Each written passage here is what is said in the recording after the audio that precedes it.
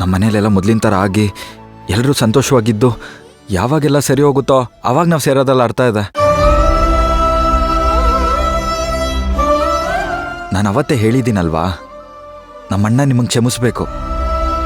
ಅವನಿಗೆ ನೀವು ಮತ್ತೆ ನಿಮ್ಮ ಮನೆಯವರು ಏನೂ ತಪ್ಪು ಮಾಡಿಲ್ಲ ಅನ್ನೋದು ಗೊತ್ತಾಗಿಲ್ಲ.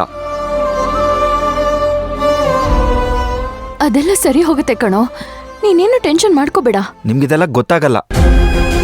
ನಾವು ಗಂಡ ಹೆಂಡತಿ ಥರ ಇದ್ದು ಸಂಸಾರ ಶುರು ಮಾಡಿದ್ರೆ ಅಣ್ಣನ ಮನ್ಸಿಗೆ ಎಷ್ಟು ನೋವಾಗುತ್ತೆ ಗೊತ್ತಾ? ಅದು ನನಗಿಷ್ಟ ಇಲ್ಲ. ಕೃಷ್ಣ, ಏನ್ ಹೇಳ್ತಿದ್ಯಾ ನೀನು?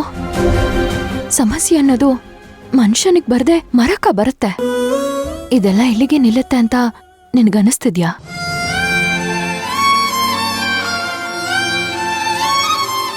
ನಾವಿದೆಲ್ಲ ಮುಗಿಲಿ ಅಂತ ಕಾಯ್ತಾ ಕೂತ್ರೆ ಜೀವನ ಪೂರ್ತಿ ಇದೇ ತರ ಕಾಯ್ತಾ ಇರ್ಬೇಕಾಗತ್ತೆ. ಒಂದು ಕ್ಷಣಕ್ಕೂ ನಿನ್ಗೆ ನಾನ್ ನೋವು ಮಾಡ್ಕೊಂಡೆ ಅಂತ ಅನ್ಸೋದೇ ಇಲ್ವೇನೋ?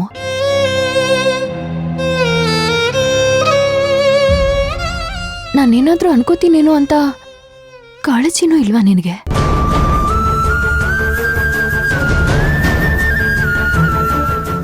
ಅದೇನಾದರೂ ಆಗಲಿ, ನನಗೆ ನಮ್ಮ ಅಣ್ಣ ಏನು ಅನ್ಕೊಂತಾನೆ ಅನ್ನೋದೇ ಮುಖ್ಯ. ಅವ್ನು ಸರಿ ಹೋಗೋಕೆ ಎಷ್ಟು ದಿನ ಆದರೂ ನಾನು ಕಾಯ್ತೀನಿ.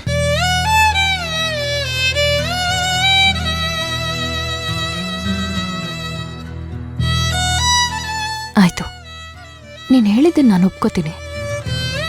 ಕೊನೆ ಪಕ್ಷ ಮಂಚದ ಮೇಲಾದ್ರೂ ಮಲ್ಕೋ. ನೆಲದ ಮೇಲೆ ಮಲ್ಕೊಳ್ಳೋ ಅವಶ್ಯಕತೆ ಏನಿದೆ? ಸತ್ಯವಾಗ್ಲೂ ನಾನಿನ್ ಭಾವನೆಗಳಿಗೆ ಅಡ್ಡ ಬರಲ್ಲ.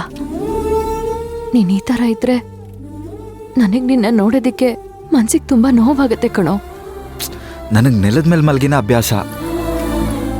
ನಾನಿಲ್ಲೇ ಮಲ್ಕೋತೀನಿ. ನಿಮಗೆ ಕಷ್ಟ ಆದರೆ ಹೇಳಿ, ನಾನು ಆಚೆ ಹೋಗಿ ಮಲ್ಕೋತೀನಿ.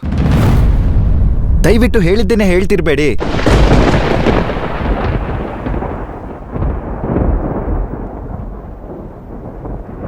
ನೀ ತೊರೆದ ಘಳಿಗೆಯಲಿ ನನ್ನೆದೆಯ ತುಂಬ ನಿನ್ನ ಗುರುತು, ನೆನಪುಗಳ ಮಳಿಗೆಯಲಿ ಇನ್ನಾರು ಇಲ್ಲ ನಿನ್ನ ಹೊರತು. ಒಂಟಿ ಮೋಡದ ಕಣ್ಣ ಹನಿಯ ದೂರದಿಂದಲೇ ನೋಡು ಇನಿಯ, ಕಾಣದಿದ್ದರೂ ಕಾಡುತ್ತಿರುವ, ಕೇಳದಿದ್ದರೂ ಹೇಳುತ್ತಿರುವ ಹೃದಯದ ತಾಳಕ್ಕೆ ಹಾಡುತ್ತಿರುವ ನೀ ಯಾರೋ ಯಾರೋ ಯಾರೋ. ದೇವ್ರೆ, ಇವನಿಗೆ ಹೇಗಪ್ಪ ಬುದ್ಧಿ ಹೇಳಲಿ? ಇವನನ್ನ ಹೇಗಪ್ಪ ಬದಲಾಯಿಸ್ಲಿ? ಒಳ್ಳೆ ಚಿಕ್ಕ ಹುಡುಗನ್ ಥರ ಆಡ್ತಾನೆ. ಇವನ್ಗೆ ಅದ್ ಯಾವಾಗ ನೀನು ಒಳ್ಳೆ ಬುದ್ಧಿ ಕೊಡ್ತೀಯೋ, ಇವನ್ನ ಬದಲಾಯಿಸೋ ಜವಾಬ್ದಾರಿ ನಿಂದೆ ದೇವ್ರೆ.